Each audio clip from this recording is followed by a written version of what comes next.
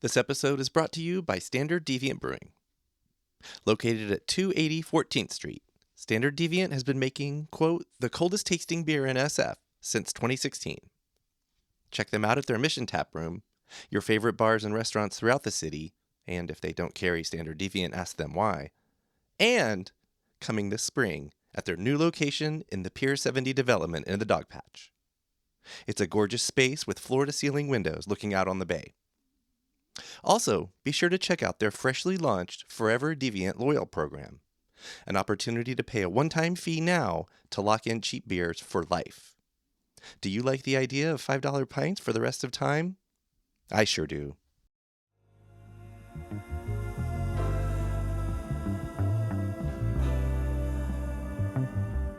One of the first things that I remember when I first started working here was I was walking out of a show one night and I overheard someone tell their friend, "This is my favorite museum."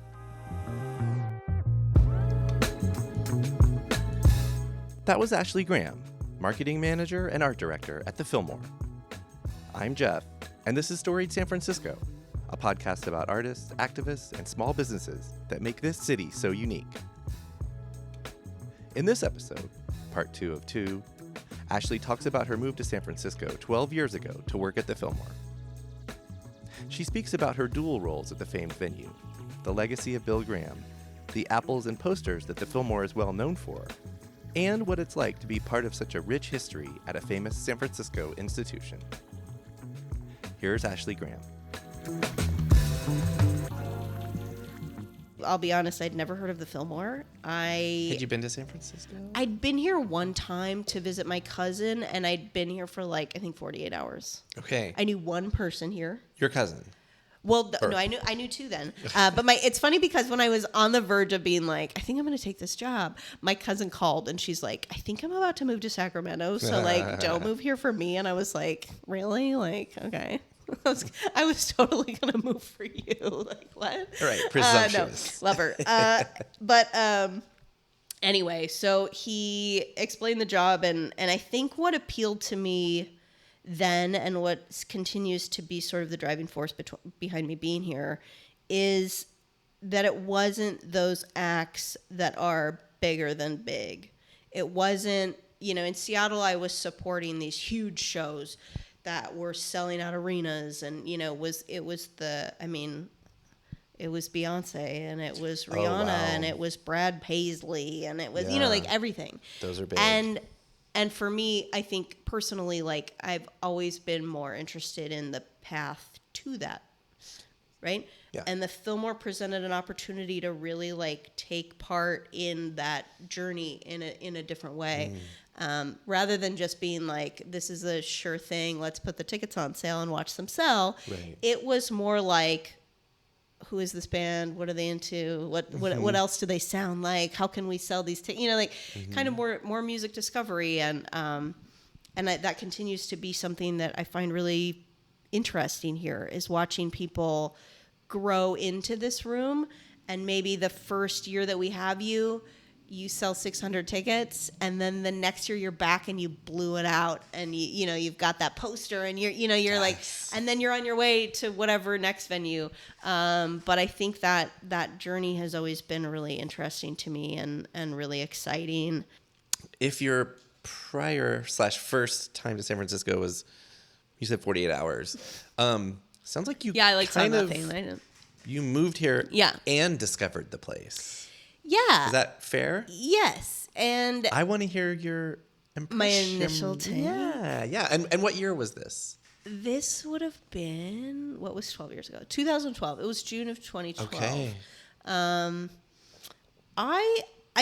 think, it's funny. My aunt made a comment when I was getting ready to leave. She lived in Seattle too. And she said, the two places are a lot alike. It's just that Seattle has trees, and in San Francisco all the hills are more apartments basically. And I think about that because I'm the rolling hills, right? It's sort of true, and I think it's actually true. It speaks to several things that are different about the two places. Mm-hmm. I think for me, Seattle was small, and San Francisco felt immediately like a bigger deal. It felt like a bigger market for music. And I don't know exactly, like it's hard to say. I think what's great about San Francisco is that it's big, but it's not that big, right? Like it feels like one of the big cities, but like actually the experience of being here is that it's not, you can literally walk across it in a day. Yes. In less than a day. Less than a day. The best description I've ever heard, and I heard it a long time ago and it's still true, is like it's just a collection of villages. Yeah, that's true. That are next to each other. All and these sometimes they overlap. Yeah, I recently moved. Well, not recently. 3 years ago, I moved from the Mission to sort of like Glen Park, Noe Valley-ish, right? Very close. I like Glen Park a lot. But I always say that like that stretch of 24th Street, Noe Valley, could like be anywhere. You could just like pick it up and put it somewhere else, and it's like so all like it's just everything's right there, and it's like kind of a funny little bubble to me. So yeah, it's interesting because, I moved into the Mission. The one person I knew here knew another person that needed a roommate. Perfect. And what were your cross streets? I was at 24th and Potrero for 9 years. Oh. Which SF General land. Yeah. Yeah. Like everyone's like, oh, the shitty Walgreens. And I'm like, yeah. Well, you win some, you lose some. Our balcony like literally was like across the street from the parking lot at the shitty Walgreens. But I have to say, like, it's actually the hours at that Walgreens are not great anymore. At the time it was open till midnight. Amazing. And there were multiple times where our smoke detector alarm would go off and we'd have to go get a new battery. And it was like, thank God we live across the street from this Walgreens and we could just go do this. I mean, a lot of good stuff over there. I'm thinking of Pops, just right off hand. Yeah, like, for sure. Good St. bars, Francis, good restaurants. St. Francis is amazing. Fountain. Yeah. I was a big fan of that. Went there day one. Nice. It's interesting. It's an interesting spot. I'd say 24th between probably Mission and Potrero is one of my favorite stretches. Yeah, no, it's great. To this day. Don't get me wrong. Yeah. It's just that's that a great when place you to cross land. Potrero. No, it was interesting. I think in Seattle I had like my own 1-bedroom apartment. Oh no, you can't do that here. And then I came here and I was like, my salary is almost double, and I now have 2 roommates. What happened to me? Yeah. But I was 28, so it was okay. It felt okay. Sure. Yeah, I also love that stretch of the Mission. Did you have any idea when you moved here in 2012? Yeah. That you'd still be here today? No. Were you even thinking about that though? I would never have guessed that I would have been in that apartment for 9 years. Okay. But that was a 3-bedroom, 3-bathroom. What? Apartment. That's unheard of. I know. And so everyone had their own bathroom. We had in-unit laundry and we had a parking spot. So like, boom, boom. I stayed there for quite a while. I mean, for me, the only thing that could make it more perfect is like dogs are allowed. We had, there were dogs in the building. It was fine. There you go. Yeah, there you go. Yeah. I mean, you had to deal with the Walgreens. Why did you leave? And SF General. Yeah. It sounds magic. Yeah. I actually, the reason that I ended up leaving was because I had too much turnover with the roommates. The first couple of years I was here, I had like the best roommates ever. Like that was my introduction to the city and to living here, and it just slowly changed. And for better or worse, like the roommates got younger, I got older. It just just was sort of like, I don't want to do this anymore. Yeah. And I just ended up getting found a good place and just made the leap. And it was the right choice, but it was hard. It's also hard. Like I have such fear around like, but I'll miss this neighborhood so much. But I want to go to St. Francis every week. The opposite of FOMO. Stuff. And then it's like, now I'm like I had this one spot, shout out to Elle's Cafe on 24th Street, just like the nicest man that owns Elle's Cafe. And I went like literally 3 times a week, and I was like, I'll be back. Don't you worry, I'll be back. And I haven't been. And I'm just like, like it just happens, and you find the new version of that. But also, Ashley, there's always tomorrow. I know. I should Until go there back. isn't. I still follow them on Instagram, Yeah. Can we pivot now? Yeah, because you are, I believe, the first person on this podcast who has been on the inside working at the Fillmore. Okay. Can we pivot from talking about you?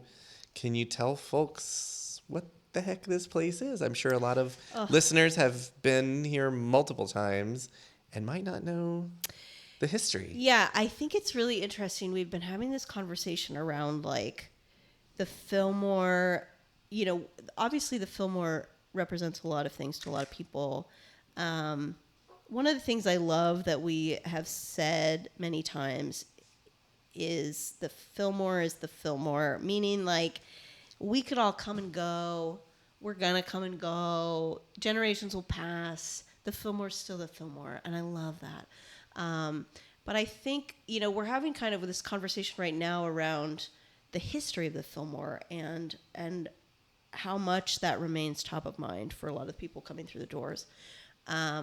We partnered this fall with the Bill Graham Memorial Foundation, which we actually, a portion of ticket sales go to the foundation all the time. But we partnered with them in a little bit more meaningful way this fall. And in talking through that, this conversation around like, do people still know who Bill is? Right. How do you tell that story to a 20-year-old who maybe loves the Fillmore, loves getting the poster, has no idea why they get the poster? Like what's the reference point? And certainly there are generations of people in San Francisco. Like there are people that know who Bill is. He's a vibrant part of the history of the city, and the music world in general. But yeah, how do we continue to honor that? I think one way is coming on this podcast. Yeah. while also just being a music venue that's open 5 nights a week, right? Like where's the balance, and how do you continue to keep that alive? And I think the focus has really just been on like keeping this place, like retaining as much of the personality of this place as we can. And in going forward, I really want to keep that dialogue with the foundation going so that we are posting about that and posting about the foundation, the members on the board, because they all have these crazy stories. And we've been hosting these movies at the 4-Star the last couple months with the foundation, and a couple of their board members have been hosting them. And they get up and introduce it, and they tell these crazy stories. Like the stories around Bill are so nuts, some of them. Sure. And I think like it's like you just need to tell them, right? Yeah. Like you just need to find new ways to tell that story, which I have a lot of ideas, but we haven't quite, gotten there. But can you share with folks just a quick bio? Like who is Bill? Of Bill Graham? Yeah. Bill was, I guess the easiest version in the context of what we're talking about was the guy that put the Fillmore on the map in the way that I think the iteration of it as it still exists today. Bill's first show here was in December of 1965. Wow.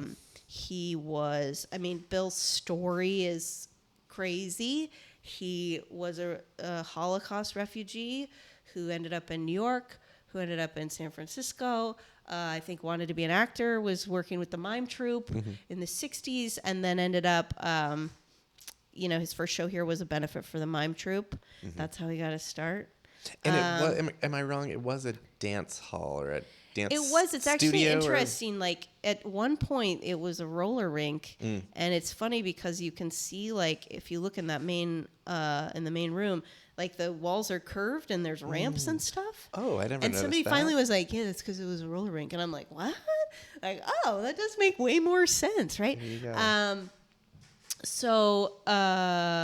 He started booking shows here in 65, and it was obviously the heyday of all things San Francisco. And it just kind of took off? Like, was it right away? I think, we're talking about like the Grateful Dead and the Jefferson Airplane and Janis Joplin and like all these names that you associate with San Francisco history. Like that's what Bill was living and breathing every day. Right.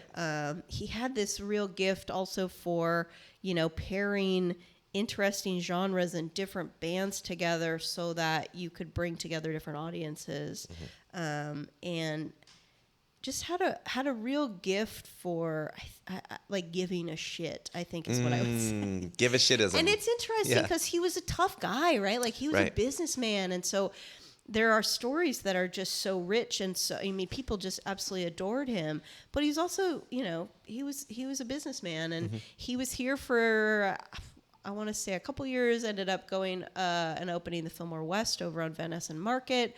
You know, he followed the business, right? Right. And it's interesting. I had this realization the other day where I was like, wow, like Bill, you know, like Bill just kind of did what made sense, and he moved around, and he continued to be passionate and changed his direction depending on like what was working and what felt good. And I found an interview with him recently where one of the things, he was on David Letterman, which imagine a music promoter on David Letterman. That's how famous Bill was. Yeah. And Bill, or David Letterman, was basically like, why did you give up, you know, like why did you close I think it was the Fillmore East that they were talking about in New York.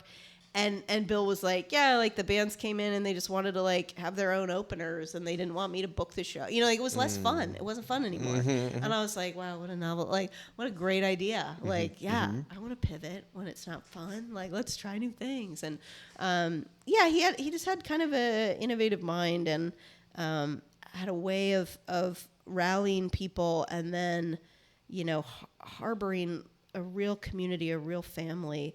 And the people, I mean, we have a celebration here every year for his birthday.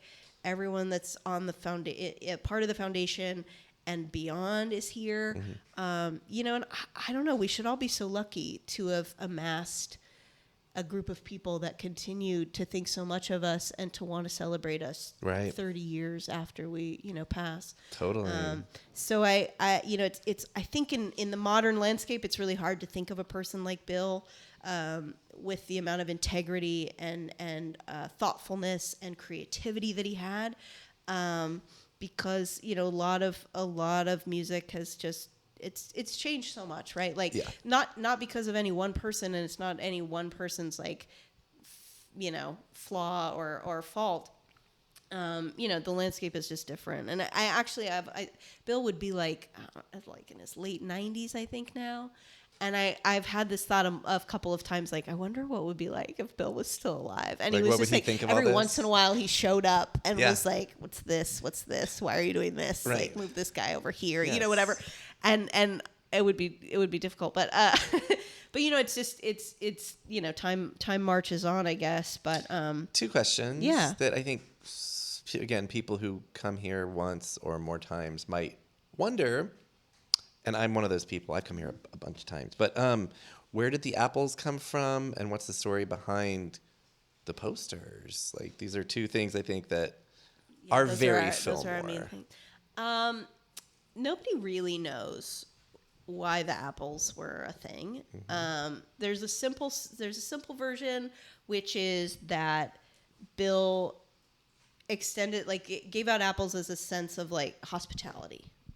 As like, you're coming to my house and I'll feed you while you're here. You know, like, take care of you. Certainly there were also other things going on at those shows, that maybe a little bit of food at the end of the night was a good idea. Put something in your gut on the way out the door. Something healthy. Contra everything else you're ingesting. Yeah. There's also this really, really interesting story that was unearthed a few years ago about, and I hope I can actually remember it. There was a big exhibit that they did about Bill at the Skirball Museum, ended up at the CJM. And they, in the process of putting together that exhibit, they found this guy, and I don't know his name, I can't remember, that had been in France with Bill as a kid during the Holocaust. Okay. And he was it was a group of children that were like out in this secluded area in France, hiding basically from the Nazis. And this guy told the story of him and Bill sneaking out in the middle of the night and going over to this apple orchard that was next door to where they were hiding, and bringing back a pile of apples. Yeah. With them. Yeah. To feed all these kids. Survival, to bring but back also snacks, community. right? Yeah, that's great. And it was so weird. And it was like, Bonnie from the foundation will tell a story like, we all were like, whoa, like, apple, you know? And who knows, right? Who knows? But it certainly, like, is a, you know, I mean, it almost makes you, you know, makes your hair stand up on your arms, kind of. Like, it's a really thoughtful thing, and I wouldn't be surprised if, you know, at least at some point it was like, why apples? Well, let's give them apples, you know. Could have been anything. Could have been carrots, right? Like, I don't know. But I like that story. I think there's probably something to it. Some truth. Yeah. And then posters. The posters, I mean, the posters are interesting because they, what they represent now is a memento of an experience, really. We hand them out at the end of sold-out shows. But at the time, they were advertising the shows. Okay. So Bill worked with, I think there was like a handful, I want to say like 5 or 6 like artists that were doing those initially.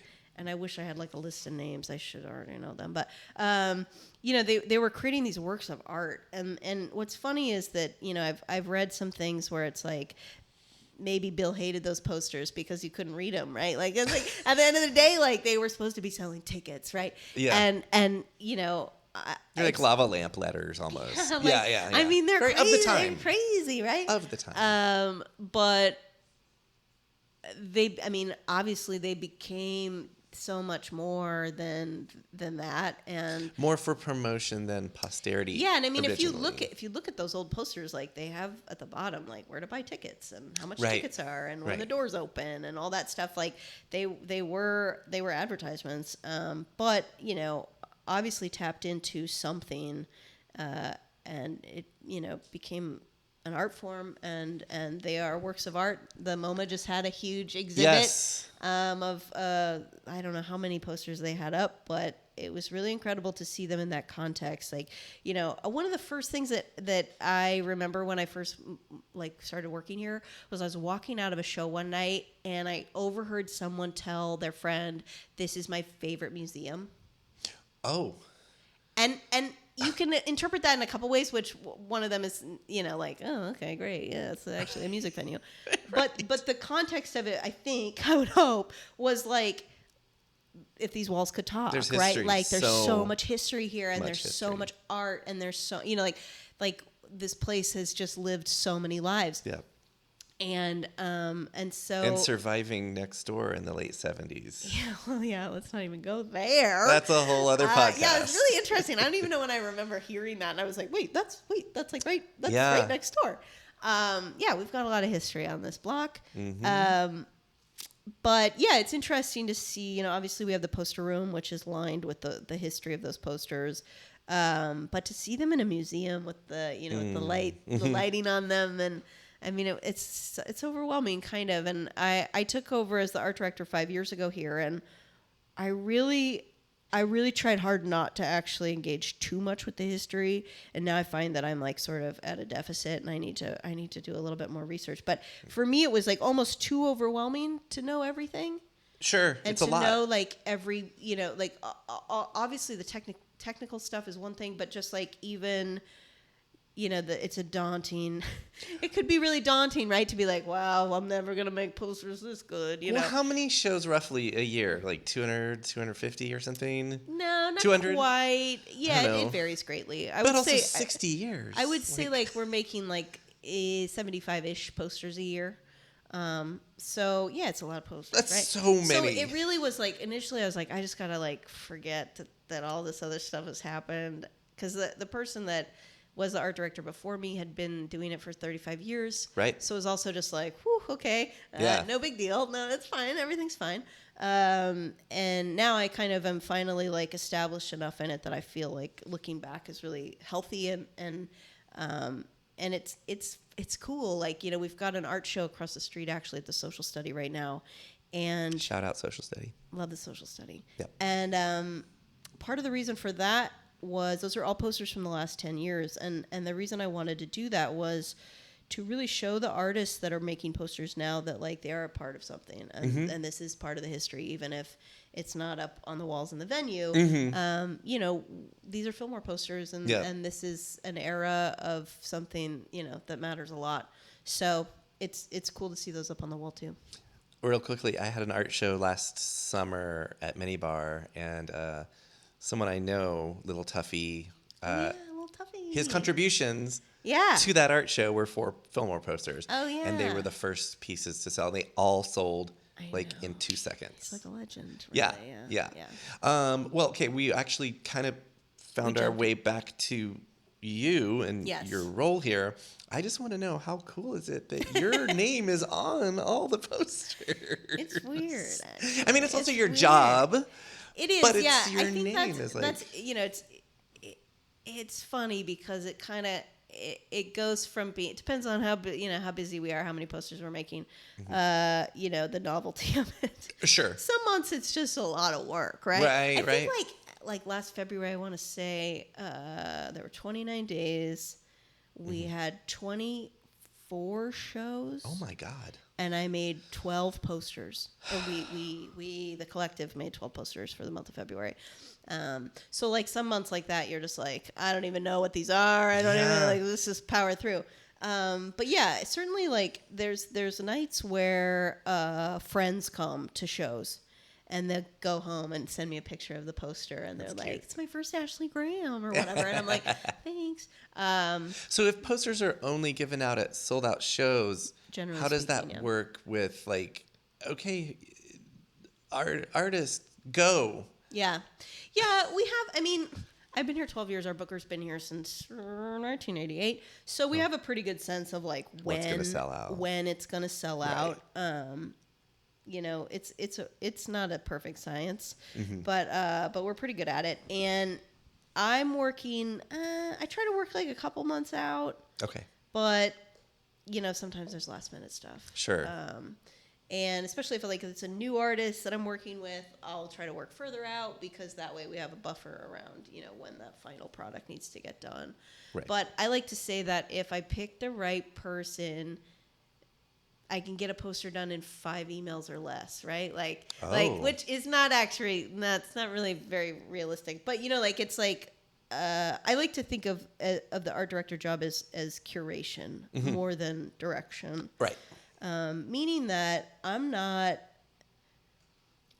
like overseeing like concept. I'm not saying like I really think this poster should have an elephant on it, right? Like I'm not or a whale. I don't know.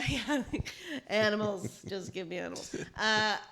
But I am thinking about it in the larger sense of like the overall collection and where, obviously it's the artist on stage, but I also have quite a large collection of people that are making these posters, and so it's really like pairing it up with the person that I think is going to create the thing. And these are gifts to the artist, but they're also gifts to the fans, and so I really want every single one of them to be something that somebody wants to hang on their wall. Yeah. Right? That's the ultimate goal. And so sometimes that's not like, man, what's this band gonna love? It's like, what is this audience gonna love as they're walking out the door? And a lot of it is sort of arbitrary because there's nights I walk out of this venue and people are talking shit about the poster and they hate it, and I'm like, that's my favorite one I've ever made, and that's kind of what I love about it. It's that it's not, there's no perfection to it because like it's everybody has different taste. Also, people are the worst. Yeah, people are no. But and then sometimes the poster that I'm like, yeah, whatever, which this doesn't happen as much anymore, but where I'm like, yeah, that's yeah, a whale, sure. Then I'm out on the sidewalk after the show and everybody's like, oh my God, I love this. Right. It just, and that's what, it's kind of comforting, right? To know that like at the end of the day, it matters, but it's you can't be perfect at it. You can't all do the damn time because there's a lot. Yeah, I think overall, I want to be stoked about it, and I also feel like I often want to put them on my own wall, even if I don't care about the band at all. So that's something too. Can you tell people, although it might seem obvious to us, tell people how to like check in with the Fillmore, check out what the Fillmore is doing, follow us, that kind of thing. Follow us. Just follow us. Make me look good as the marketing person. No. Instagram, I think is the best way to find us and to see like what it looks like. We post a lot of live photos, and the idea is like, don't you want to come back? Don't you remember these chandeliers? Don't you remember these beautiful posters? Come see us. So, it's fun to engage in that way and to see people react to those posts, what's coming. But yeah, that's the easiest way. We have a newsletter. It goes out every other week. We're in the process of getting a website back, so soon that'll be the way that I direct folks. Okay. The thing I'd like to end on is what I end every episode with. Okay. Every season of my podcast, we have a theme. Okay. We're in season 7 now, and the theme is Keep It Local. What does that mean to you as a person who lives in the city, but also as a person who is kind of a big deal to Fillmore? Thank you for that. You're welcome. Keep it local. I think I try very hard. We just did Fall at the Fillmore, and the purpose of that was to really engage with the community and to find places and spaces that are so San Francisco that they can barely they can't control it. They're just so inherently a part of the fabric of what's special about San Francisco. Places like the 4-Star Theater and Tunnel Records, where you walk through the door and you're like, this doesn't exist anywhere else in the country, in the world. Here I am. I'm in San Francisco. Andy Town Coffee, which is, so incredible. Such a great team of people. I love that they're out of the sunset, because the sunset to me is so San Francisco. These I don't want to call them brands, but these businesses, these local businesses that really create the narrative around San Francisco. And I am so sick of everyone talking about, the revival of San Francisco, the doom loop of San Francisco, because there's so much shit happening. You don't have to act if you just forget about that and you just go to stuff, go to movies, go to shows, go to museums. It's almost ridiculous that we're still even talking about that stuff, because it's no, if you just go to Rickshaw Stop tomorrow night, you'll have a great time. So I think for me, the idea of Keep It Local, it's just go do stuff, go be a part of this, because that's what's going to do it. Not these giant campaigns that are trying to revitalize downtown. Just move on. Move on from that and just engage with this. Go see local bands. Go see local art shows. Come to the Fillmore. Be a part of the history of this city. Be a part of the future of this city. That's it. That was the Fillmore's Ashley Graham. Next week on the show, meet Barbara Grata, winemaker and owner of Grata Wines in the Bayview. Episode 7 drops next Tuesday, wherever you get podcasts. Music for Storied San Francisco was produced, performed, and curated by Otis McDonald. Our contributing producer is Aaron Lim of Bitch Talk Podcast. And the show is produced and hosted by me, Jeff Hunt. Now in our 7th season, we have more than 220 episodes available on our website, storiedsf.com, or wherever you listen to podcasts. If possible, please, please, please rate and review the show. I want to know what you think. Follow us on Instagram and Threads at storiedsf, and reach out to us there or email us at storiedsf@gmail.com. Thanks for listening. Be extra careful crossing the street, and keep being wacky, creative, and kind out there. See you next time on Storied San Francisco.